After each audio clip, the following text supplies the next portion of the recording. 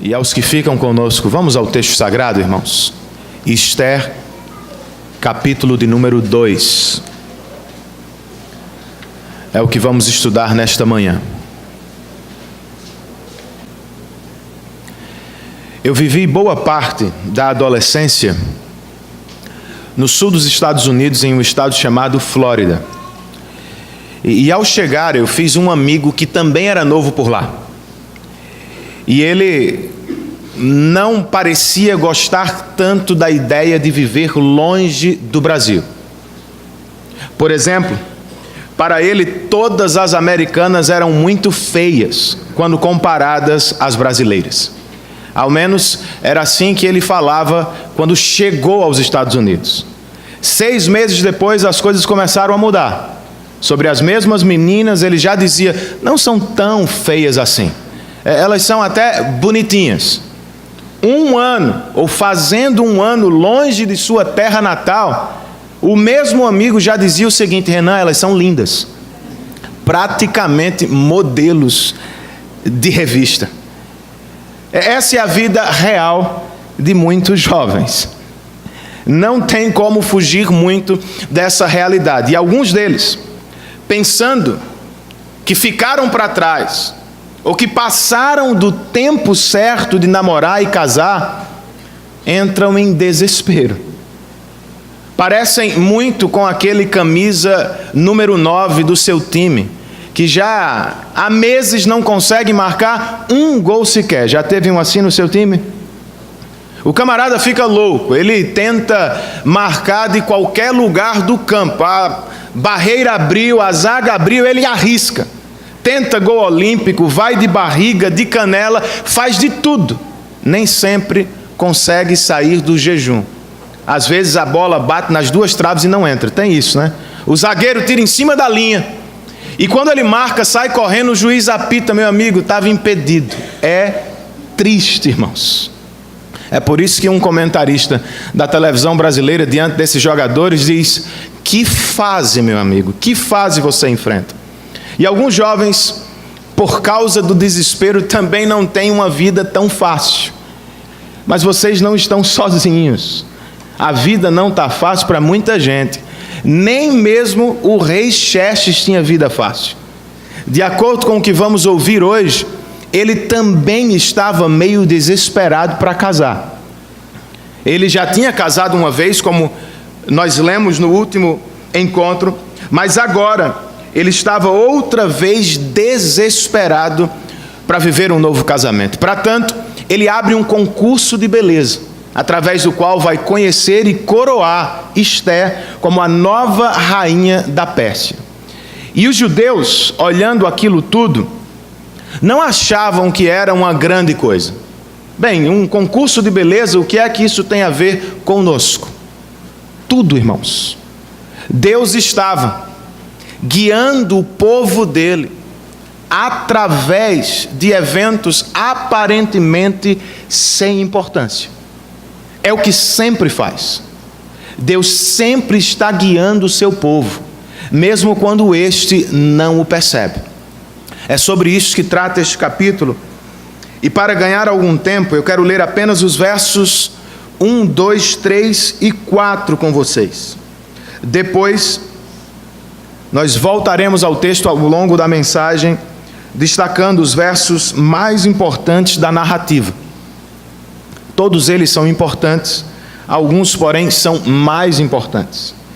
Verso 1 do texto de Esther, capítulo 2. Algum tempo depois, quando cessou a indignação do rei Xerxes, ele se lembrou de Vasti, do que ela havia feito e do que ele tinha decretado contra ela. Então os conselheiros do rei sugeriram que se procurassem belas virgens para o rei e que se nomeassem comissários em cada província do império, para trazerem todas essas lindas moças ao harém da cidadela de Suzã. Elas estariam sob os cuidados de Hegai, oficial responsável pelo harém, e deveriam receber tratamento de beleza. A moça que mais agradasse o rei seria rainha em lugar de Vasti, Esse conselho agradou o rei, e ele o pôs em execução. Vamos orar, irmãos? Senhor, muito obrigado por esta manhã de domingo, dia que se chama pelo teu nome. Muito obrigado, ó Deus, porque mesmo em um feriado, nós estamos reunidos como tua igreja, como teu povo, para celebrar os teus feitos sobre nós. Obrigado, ó Deus, por tua palavra. Nós a acabamos de ler e pedimos a assistência do teu Espírito para fazer a exposição apropriada dela. Dá que eu seja assistido por ti, meus irmãos também, e que ao final desta exposição nós tenhamos não apenas a clara certeza cognitiva, mas também a certeza emocional no coração, de que estamos sendo guiados pelo Senhor. Ajuda-nos, ó Deus, a entender e a responder prontamente ao que vamos ouvir a partir do teu texto sagrado. Esta é a oração que fazemos neste domingo, em nome de Jesus. Amém.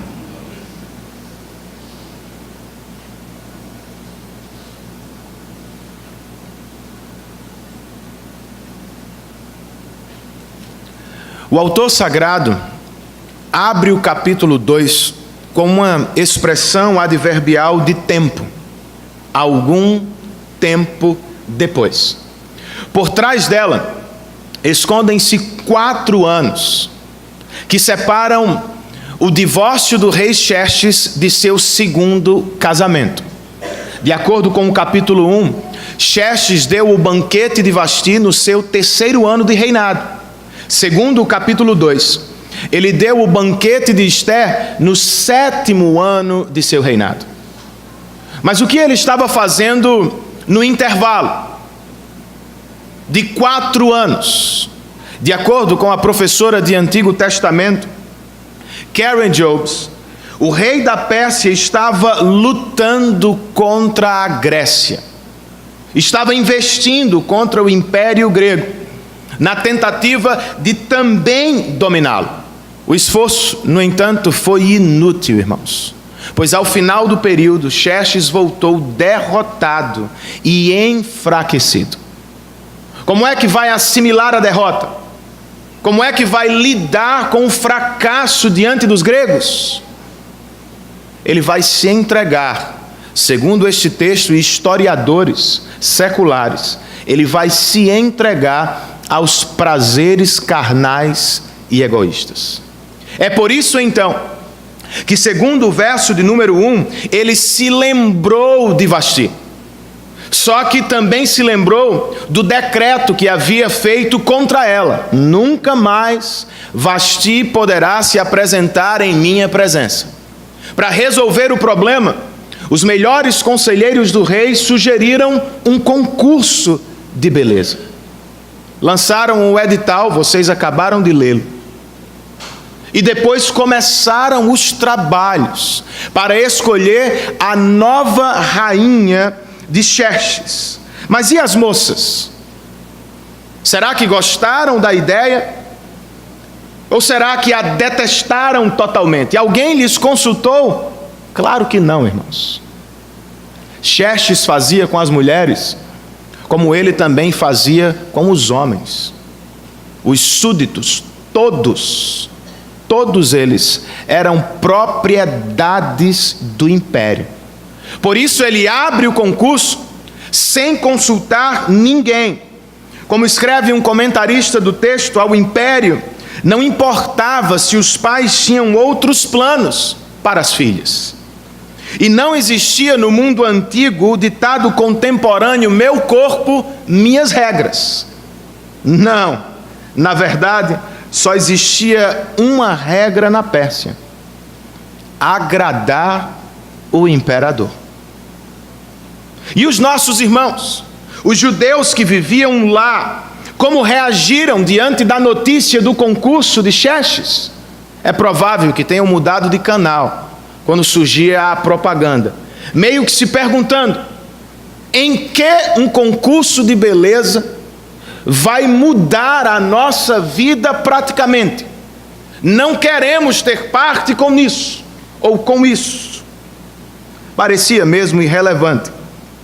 E talvez fosse, se Deus não estivesse envolvido com aquele concurso. Não era mesmo um culto, era um concurso de beleza. Não era espiritual, era material, e aos olhos deles até muito superficial, irmãos. Ainda assim, Deus estava guiando o seu povo. Ele nem sempre o faz abrindo o mar, cristão. Deus nem sempre guia seu povo através de uma nuvem ou de uma tocha de fogo. A providência de Deus guia o povo dele muito mais através de eventos corriqueiros e aparentemente sem importância. Não é o que você esperava. Nem sempre haverá milagre, meu irmão. Não haverá sonho. Nem sempre alguém vai surgir com uma profecia especial dizendo vá para a esquerda ou direita. Biblicamente falando, Deus nos guia muito mais através de sua providência. Meros eventos humanos, aparentemente sem importância. Agora, praticamente, à luz deste texto, como é que ele o faz? Como é que Deus guia o seu povo? A partir deste episódio, o episódio do concurso de Esther, eu posso dizer o seguinte, primeiramente: Deus, na verdade, quem nos leva aos concursos deste mundo. Como ouvimos, haverá um concurso na Pérsia, e os judeus terão de participar dele. Também são propriedade de Xerxes. Não terão escolha. E é possível que várias jovens judias tenham sido convocadas para participar. O autor sagrado, no entanto, dá destaque a apenas uma: Esther. E antes de nos apresentar Esther, ele faz questão de nos apresentar outro personagem central da narrativa: Mardoqueu.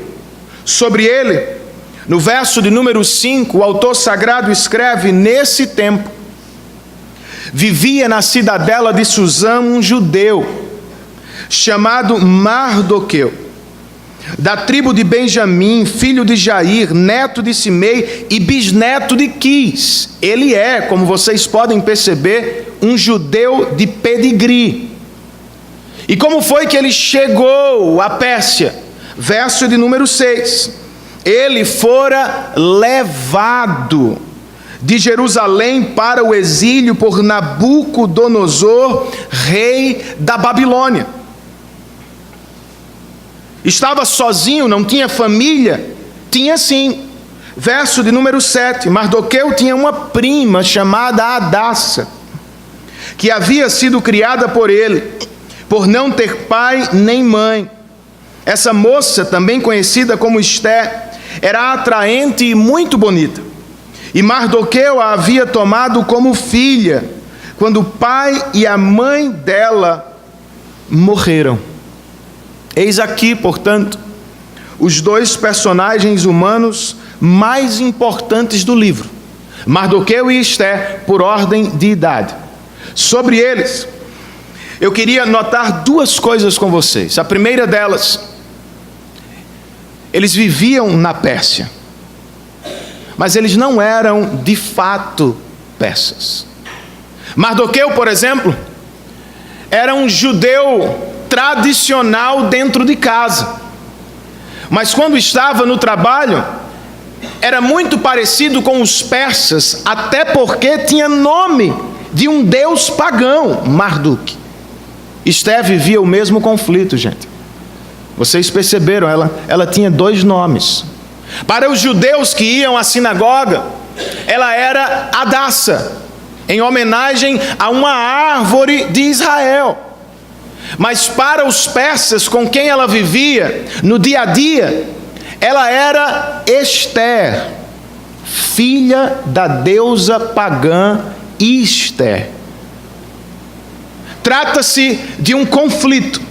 Os nossos irmãos viviam praticamente em dois mundos ao mesmo tempo.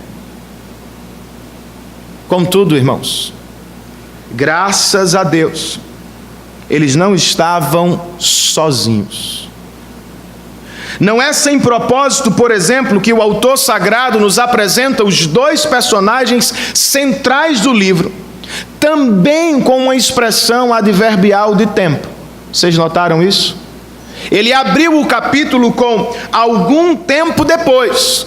No verso 5, quando vai falar de Mardoqueu e Esther, ele começa com: nesse tempo vivia Mardoqueu. Não é apenas mais uma expressão adverbial. É uma pista do autor sagrado. É uma dica da providência de Deus. Todos os eventos. A tristeza de Xerxes, seu concurso pagão de beleza, a adoção de Esther e o exílio de Mardoqueu, todos os eventos estão sob a mão poderosa de Deus. Não era coincidência, era providência divina. Mardoqueu não foi apenas levado ao exílio por Nabucodonosor. Esther não foi adotada por acaso. Mardoqueu foi à Pérsia pela mão invisível do Senhor. E Esther, como vamos ver, não foi adotada sem propósito. Na verdade, a adoção dela praticamente salvou o mundo. Deus, irmãos, está no controle de todas as coisas para a glória de seu nome e para o bem-estar de seu povo.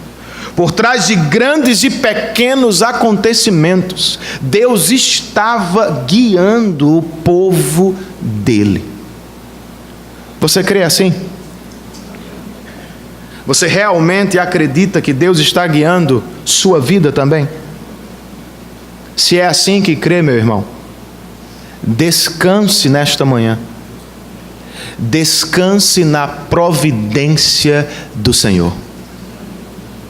Deus está no controle das coisas pequenas e banais, a tristeza de Xerxes e o concurso de beleza, mas Ele também está no controle das coisas grandes e complicadas da vida, o exílio de Mardoqueu e a adoção de Esther.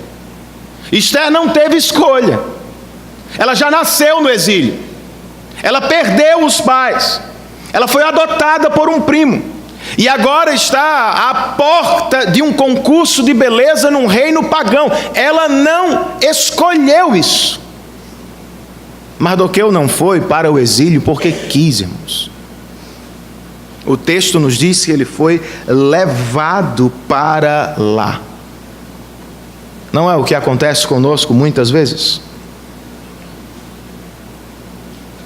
Às vezes temos a sensação de que estamos sendo levados. Pessoas fazem escolhas por nós. A vida de repente se impõe sobre os nossos sonhos, escrevendo uma história diferente. É assim que você se encontra ao início deste ano. Se você é cristão, você não precisa se desesperar. Não foi seu patrão, não foi o superior, não é a vida por conta própria. Através de todos os acontecimentos, Deus está guiando você. É nele, portanto, que você deve descansar. Tudo que vê agora é um exílio. Tudo que consegue enxergar é uma criança para ser adotada. Deus vê muito mais. Deus sempre tem uma história particular dentro das muitas histórias que nos cercam. Como diz o pastor John Piper, Deus está fazendo muitas coisas na única coisa que conseguimos enxergar. Se é assim, meu irmão, descanse no seu Deus. Você crê na providência divina? Crê mesmo que Deus está guiando a sua vida? Então viva neste mundo. Não viva como este mundo. Mardoqueu e Esther são judeus, mas vivem na Pérsia. Eu e vocês somos cristãos, mas vivemos em um mundo não cristão. Como viver neste mundo, irmãos? Devemos nos isolar dele, criar um gueto cristão evangélico, não ter contato com o mundo, quem sabe por medo dele? Ou será que vamos ao outro extremo? Vamos viver como o mundo, buscar os mesmos objetivos do mundo, ter os mesmos ideais do mundo. Em que polo nos colocamos? Em nenhum deles, irmãos. Os dois são problemáticos, pois se nos afastamos do mundo, não cumprimos a nossa missão. Jesus, orando também por nós, disse ao Pai: eles não são do mundo, como eu também não sou. Mas como me enviaste ao mundo, eu também os envio ao mundo. O mesmo disse o Senhor através do profeta Jeremias aos exilados da Babilônia: busquem a prosperidade da cidade para a qual eu os deportei, e orem em favor dela. E me parece que esta também era a mensagem por trás da pergunta retórica dos anjos, no dia da ascensão de Jesus: Galileus, por que vocês estão olhando para o céu? Não é tempo, cristão, de abandonar o mundo. Não é tempo de fugir dele. Não é tempo de se esquecer dele. Não é tempo sequer de especular sobre nossa saída dele. Deus nos colocou aqui como um bom e grande propósito. Para tanto, precisamos frequentar as mesmas escolas, trabalhar lado a lado com pessoas que não têm nossa fé, a fim de proclamarmos o Evangelho que vai colocá-los dentro do reino de Deus. Precisamos estar perto do mundo. Agora, este perto do mundo tem limites. Por quê? Porque a aproximação do mundo é por demais tentadora e bastante destruidora. O mundo pode nos levar à desobediência e ao pecado, e estes últimos podem trazer consequências pesadas e de longo alcance, por exemplo, sobre nossa família. Pensem vocês nos dois personagens principais deste livro. Por que eles estão no exílio, irmãos? Porque os pais deles pecaram. E por que não voltaram a Jerusalém?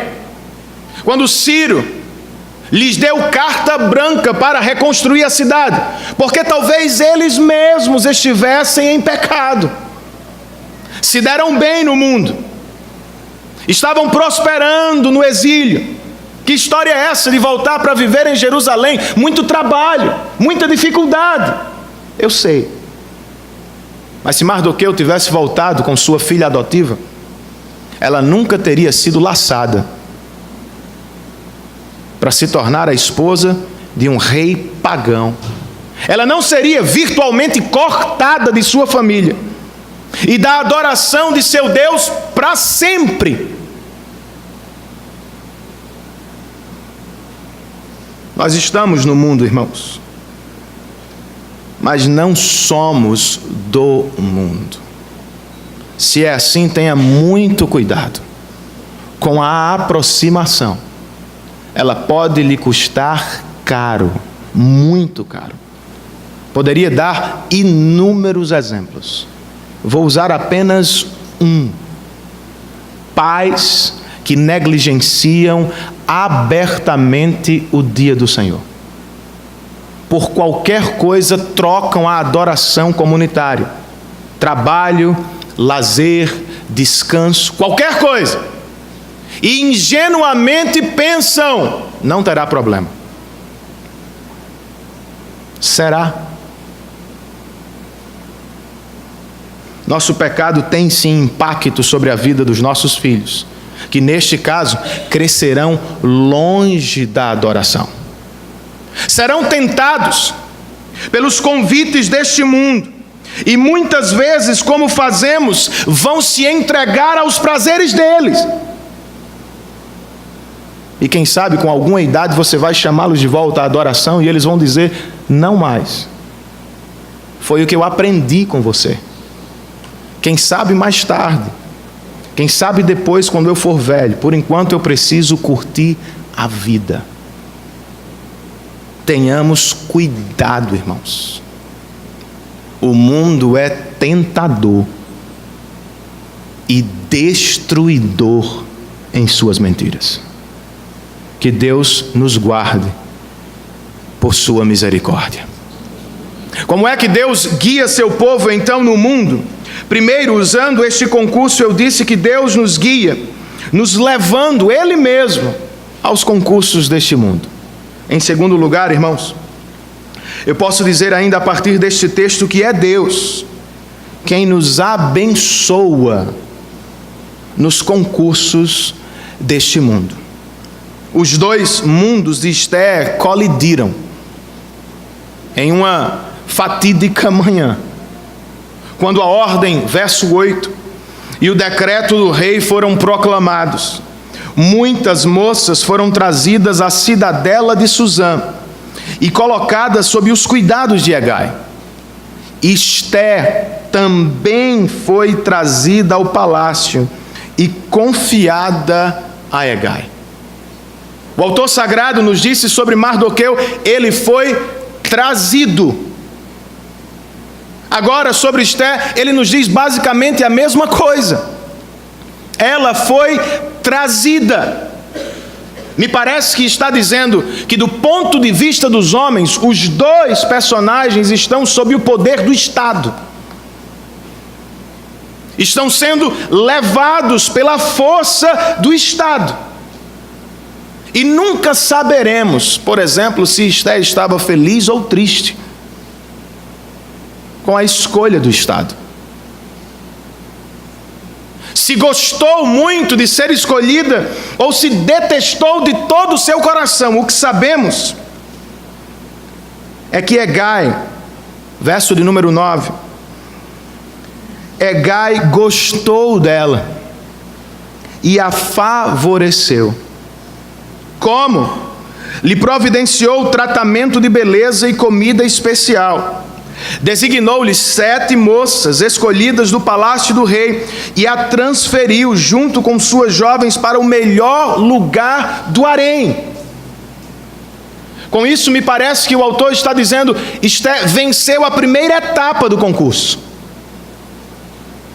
Ela se destacou já de início. Ela foi selecionada, recebeu tratamento especial e teve durante todo o tempo um lugar especial para ficar. Antes, porém, de saltar para a segunda etapa, percebamos 2 detalhes importantes dos versos 10 e 11. Esther não revelou a que povo pertencia, pois Mardoqueu a havia proibido de fazê-lo. Por quê, irmãos? O que é que ele temia? Será que ele estava pensando meramente no concurso? Se ela disser que é judia, vão sacá-la da competição? Ou será que ele sentia antecipadamente perseguição no ar? Não sabemos ao certo. Não temos como precisar, mas ainda assim, o que vemos aqui é uma filha adotiva que obedece a seu pai. E um pai que faz questão de estar perto de sua filha. Pois o verso 11 nos diz: diariamente, Mardoqueu caminhava de um lado para o outro, perto do pátio do harém, para saber como Ester estava e o que lhe estava acontecendo.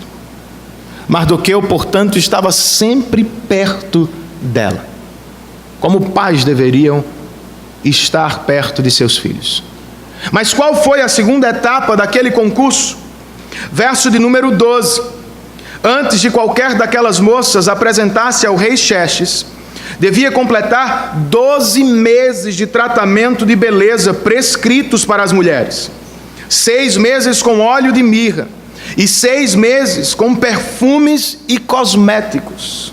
Depois, quando ia apresentar-se ao rei, a moça recebia tudo o que quisesse levar consigo do harém para o palácio do rei. À tarde, ela ia para lá e de manhã voltava para outra parte do harém, que ficava sob os cuidados de Saasgás, oficial responsável pelas concubinas. E ela não voltava ao rei, a menos que dela ele se agradasse e a mandasse chamar pelo nome. Em outras palavras, as jovens teriam apenas uma noite com o rei. E se não fossem selecionadas, seriam destinadas a uma vida de total reclusão em outro harém. Não sei se elas gostavam ou não da vida. É possível que sim. Era melhor estar dentro do harém do que fora dele. Mas o que eu posso afirmar é que seria uma vida de muito luxo, sem propósito, como ainda hoje algumas mulheres preferem viver. Mas eis que chega a vez de Ester, no verso de número 15. E o que ela vai levar para impressionar o rei? Nada. Ela não pediu nada, diz o verso 15, além daquilo que Hegai, o oficial responsável pelo harém, sugeriu. Outra vez me parece que o autor está dizendo: Ester obedece à liderança. Ainda assim, irmãos, sem ouro, ou sem muito adorno, Ester já causava, no mesmo verso 20, ou melhor, 15, boa impressão a todos os que haviam. De modo que no verso 17, o autor registra que o rei gostou mais de Ester do que de qualquer outra mulher. Ela foi favorecida por ele e ganhou sua aprovação mais do que qualquer das outras virgens. Então ele lhe colocou uma coroa real e tornou-a rainha em lugar de Vasti. O autor sagrado, de propósito, esconde os detalhes daquela noite. Ele faz os mesmos com os sentimentos dela. Será que ela estava feliz ou o tempo todo estava triste pela competição? De modo semelhante, o próprio autor se silencia. Ele não emite julgamento sobre a situação. Ele não aprova Ester explicitamente. Tampouco a desaprova por se deitar com um homem pagão antes do casamento e por depois casar-se com ele. As duas coisas eram pecados. Mas o próprio autor não fala sobre o assunto. Ainda assim, irmãos, eu não posso deixar de notar a expressão que o autor usa ao início e ao final da competição. No verso 9, na primeira etapa, foi ele quem nos disse que Hegai favoreceu Ester. E agora, neste verso de número 17, outra vez ele nos diz: o rei favoreceu Ester. Ele mesmo não está aprovando ou desaprovando a daça, a judia. Mas ao que me parece, pela escolha das palavras, ele está assim dizendo: Deus resolveu abençoar Esther, dando-lhe vitória naquele concurso pagão. E agora, irmãos, o que faremos com este episódio? O que falaremos de Esther? Antes de qualquer coisa, meu irmão, não se apresse em julgar esta irmã. Faça o mesmo com seus irmãos. Não seja rápido para julgar os irmãos que se enrolam com este mundo. A vida nem sempre é tão fácil ou simples. Às vezes, de longe, nós pensamos: se eu estivesse lá, teria feito diferente. Teria escolhido melhor. Teria feito melhor. Será, meu irmão? Às vezes as decisões são imediatas, não nos dão muito tempo para pensar. Em outros momentos sequer temos como escolher. Como Esther, somos levados a algumas situações. E no final das contas, todos somos pecadores mesmo. É, portanto, natural que momentaneamente nos enrolemos com as coisas deste mundo. E quando isto acontece conosco, quando nós somos os enrolados com as coisas deste mundo, a última coisa que queremos ouvir é um julgamento apressado, moralista e sem graça de nossos irmãos em Cristo. Então, por que faremos com os outros o que nem queremos para nós mesmos? Bota o pé no freio, meu irmão. Em vez de falar deles, ore por eles. Peça misericórdia de Deus sobre os seus irmãos, pois a vida nem sempre é assim tão simples, tão fácil. E se você mesmo é quem se enrolou com o mundo, faça um favor a você e a sua vida cristã. Siga em frente. Continue andando. Para alguns, Esther não é o melhor exemplo. Como coloca um comentarista, com certeza ela não é nenhum Daniel. Por agora, Esther está no mundo e parece ser completamente do mundo. Ainda assim, o pecado dela não a desqualifica para a oportunidade de obedecer e servir a Deus mais tarde. Em outras palavras, erros passados não nos excluem de papéis significativos no roteiro de Deus para o futuro. Eis aqui uma boa notícia para você, meu irmão. Eis aqui uma boa notícia para aquele que está agora mesmo enrolado em alguma medida com o mundo. Você casou com uma pessoa não cristã, como Esther, sabendo que isso era perigoso. Você determinou sua carreira profissional por motivações mundanas, do tipo facilidade, dinheiro, riqueza. Você passou boa parte de sua vida correndo atrás dos mesmos objetivos das pessoas do mundo. Eis uma boa notícia do Evangelho para você.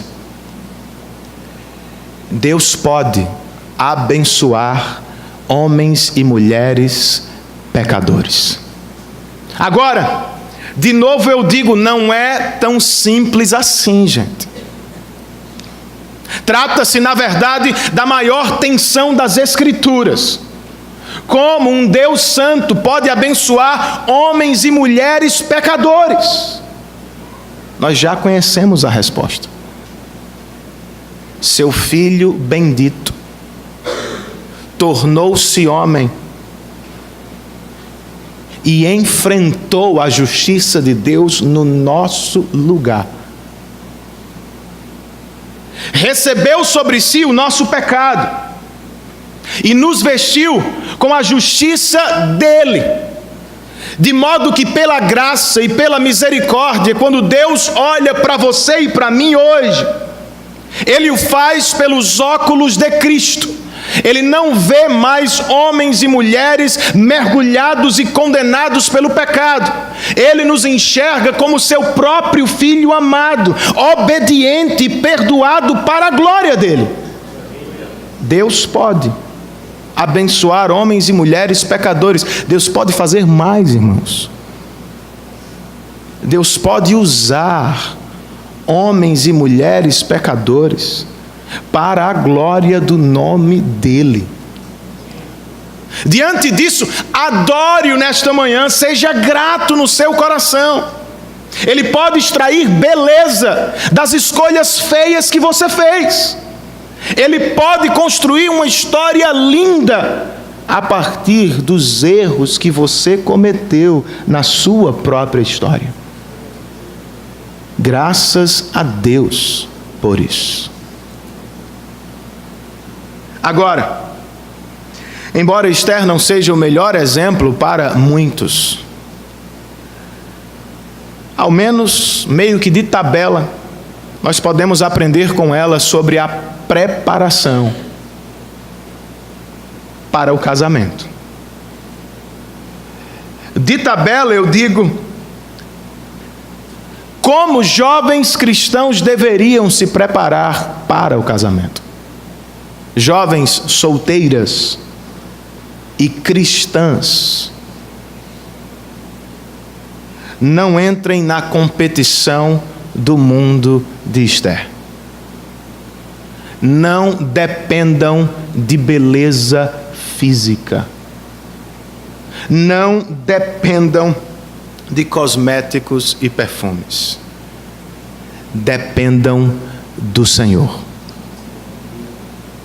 Escrevendo a Timóteo, Paulo diz das mulheres que se vistam modestamente, com decência e discrição, não se adornando com tranças ou com ouro, nem com pérolas ou com roupas caras, mas com boas obras, como convém a mulheres que declaram adorar a Deus.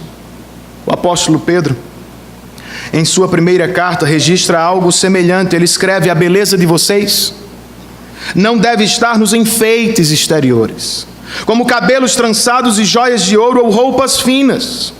Ao contrário, esteja no seu interior, que não perece, beleza demonstrada num espírito dócil e tranquilo, o que é de grande valor para Deus. Os dois apóstolos, portanto, irmãos, enfocam em algo melhor e maior do que beleza exterior. De acordo com Paulo, as mulheres deveriam buscar as boas obras, o que é caracterizado como vida piedosa. E segundo Pedro, elas deveriam viver em tranquilidade, paz no interior, pois é desta vida que Deus se agrada. Em outras palavras, as jovens cristãs vivem em paz com Deus, vivem em paz para Deus, não se desesperam tentando ser aceitas ou recebidas. Elas já foram aceitas e recebidas pelo Rei.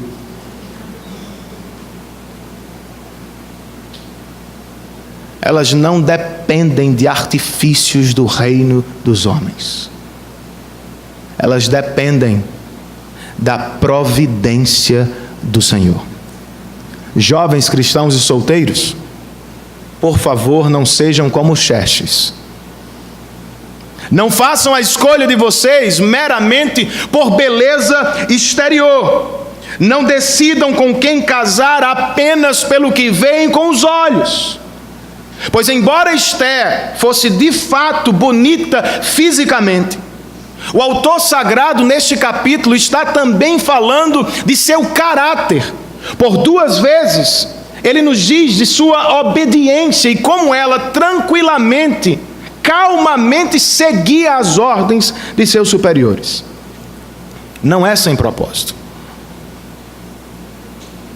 O sábio Salomão escreve em Provérbios: uma mulher insensata é pura exibição.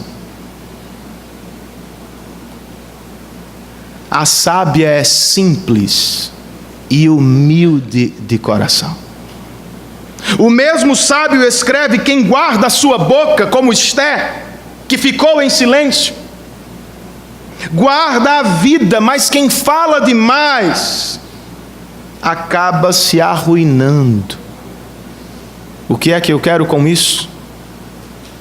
Jovens, cristãos e solteiros, procurem por mais do que pele ou cabelo. Procurem por coração. Aprendam a ouvir, a conhecer. Se apaixonem por uma mulher por inteiro, não apenas por aquilo que vocês veem do lado de fora. Homens de Deus, ainda jovens, não são apressados. E não são facilmente enganados. Jovens escolhem como Deus, que disse ao profeta Samuel: o Senhor não vê como o homem.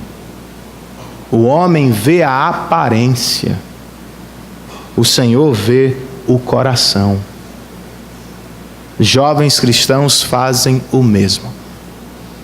Homens e mulheres solteiros, vivamos também para a glória de Deus no solteirismo. Por fim, gente, como é que Deus nos guia em meio a este mundo? Entre os versos 19 e 23, o autor sagrado parece nos dizer que Deus nos vê. Ele nos leva, Ele nos abençoa, mas Ele também nos vê em meio aos concursos deste mundo. Os últimos versos do capítulo 2 nos mostram de novo o caminho da promoção de Esté, como uma espécie de replay abreviado, certo? De acordo com o autor sagrado, verso 20, Esté havia mantido segredo sobre o seu povo e sobre a origem de sua família, de novo, conforme a ordem de Mardoqueu, pois continuava a seguir as instruções dele.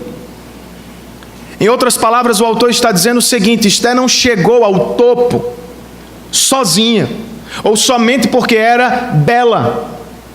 Ela chegou ao topo porque havia alguém ajudando ao caminho. Mardoqueu foi muito importante na liderança dela, certo?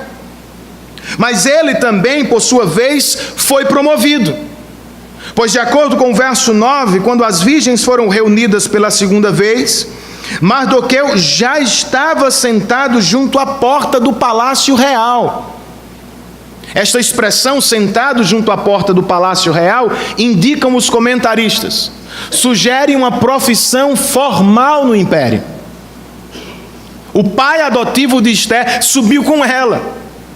Ele agora trabalha dentro do império. Ele é funcionário público da Pérsia, certo? Mas agora nós chegamos a uma importante mensagem, irmãos. Justamente quando nos aproximamos do final do capítulo. Verso de número 21, ou versos 21, 22 e 23. Um dia, quando Mardoqueu estava sentado junto à porta do palácio real, era o que fazia desde a promoção, Bigtã e Teres, dois dos oficiais do rei que guardavam a entrada, estavam indignados e conspiravam para assassinar o rei Xerxes. Mardoqueu, porém, descobriu o plano e o contou à rainha Esté, que por sua vez passou a informação ao rei em nome de Mardoqueu. Depois de investigada a informação e descobrindo-se que era verdadeira, os dois oficiais foram enforcados. Não tinha boquinha lá não, meu amigo. Tudo isso foi escrito nos registros históricos na presença do rei. Você não acha que falta alguma coisa neste registro? Quem descobriu a conspiração? Mardoqueu. Quem contou a Esté? Mardoqueu. Esté, quando contou ao rei, contou em nome de quem? Mardoqueu. Tudo foi ele que fez. O rei toma conhecimento, enforca os camaradas e esquece Mardoqueu. Ele achou que seria promovido ainda mais. Mas a promoção não veio do jeito que ele esperava. O rei não disse uma palavra de gratidão. Não lhe deu um banquete. Muito menos o elevou ainda mais. O rei Xerxes foi salvo por Mardoqueu. Mas por alguma razão não o viu. Não cuidou dele como deveria ter feito. Não é assim que eu e vocês vivemos no mundo dos homens? Às vezes, como Mardoqueu, nós achamos que estudo e trabalho duro vão mesmo nos levar ao topo de nossa carreira. Essas duas coisas combinadas vão levar você ao sucesso na vida. Será? Você acha mesmo que a sua aprovação no Enem depende somente do seu estudo? Você acredita mesmo que o sucesso do seu negócio depende exclusivamente de planejamento estratégico? Mardoqueu fez tudo certo na primeira vez e deu certo. Esté subiu. Agora ele fez a mesma coisa, irmãos, tudo certo, mas deu errado. Nós não estamos no controle das situações, como às vezes imaginamos que estamos. Faça tudo certo, mas não acredite que só por isso dará certo. Nem sempre as portas vão se abrir. Nem sempre você será aprovado. Nem sempre você será o escolhido. Que mensagem animadora. Vocês não acham?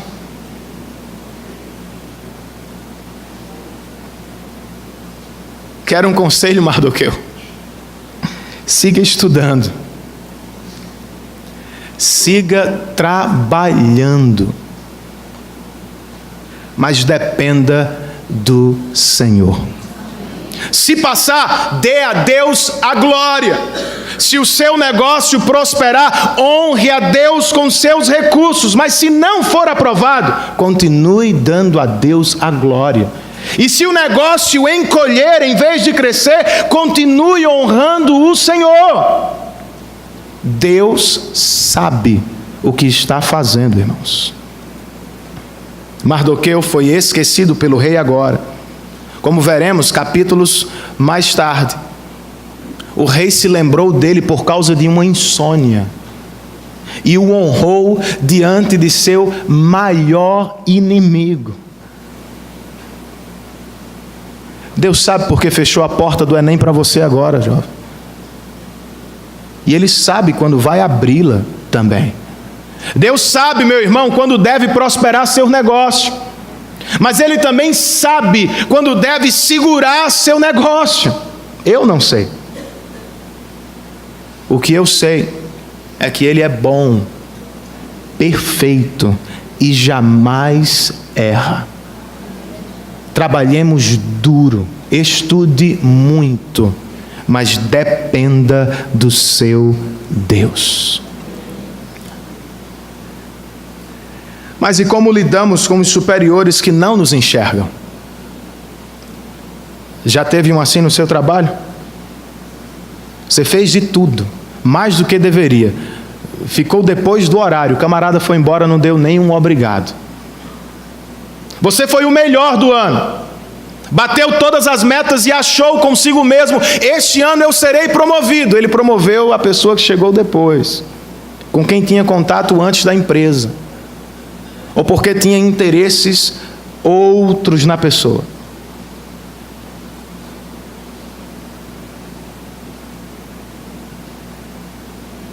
O patrão não o viu? Tenha calma, meu irmão. Deus o viu. Deus o vê em Cristo Jesus. Você é agora, por causa de Cristo, alvo constante do olhar amoroso e bondoso do Pai. Eu sei que é frustrante trabalhar com pecadores que não reconhecem o que fazemos. Eu sei que é ainda mais frustrante trabalhar com pecadores que dão a honra aos outros que nada fizeram quando nós fizemos. Mas tenha bom ânimo. Em breve, porque Deus o viu, Cristo estará de pé para recebê-lo à entrada do reino celestial. Você já fez essa projeção na sua mente? Um missionário voltando para casa ficou muito triste, porque no avião ele pensou consigo mesmo: quantas pessoas estarão no aeroporto para me receber? Chegando lá só estava o pai dele, e com ele viajava um político, e dezenas de pessoas esperavam pelo político. Ele chegou em casa e disse à família: eu estou muito triste, eu vou me trancar. 2 minutos depois ele voltou à sala, e feliz. O pai perguntou: meu filho, o que aconteceu? O missionário respondeu: eu me lembrei, pai, eu ainda não cheguei em casa. Em breve eu chegarei, e o próprio Filho de Deus estará de pé a me esperar. Na ocasião ele me dirá: bendito do meu Pai, entre no reino que lhe foi preparado antes da fundação do mundo. Ele não o viu, ela não a viu, Deus o viu em Cristo Jesus. Ele deveria ter virado o rosto contra você.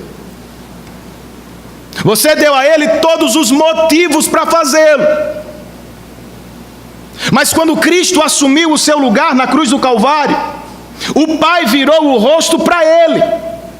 E porque Cristo nos vestiu de sua justiça e santidade, agora o Pai está sempre olhando para você e para mim com amor e graça.